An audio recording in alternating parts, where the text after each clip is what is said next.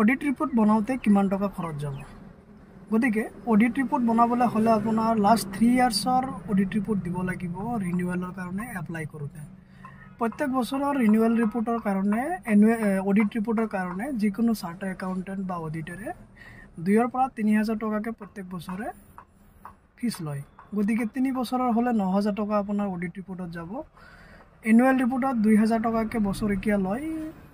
গতিকে annual report বনাবলৈ হলে আপোনাৰ 6 পৰা 5 পৰা 6000 টকা খৰচ যাব তাৰ বাহিৰে আপোনাৰ ৰিনিউয়ালৰ কাৰণে ইয়াৰ আগৰ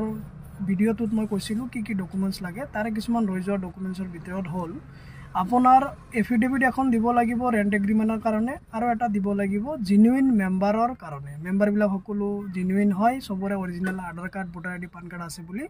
এফিডেভিট দিব লাগিব তাৰ পিছত বেংক একাউন্টৰ ষ্টেটমেন্ট আৰু পান কাৰ্ড লাগিব এইকেইটা হল ডকুমেন্টস ৰিনিউয়ালৰ কাৰণে প্ৰয়োজনীয়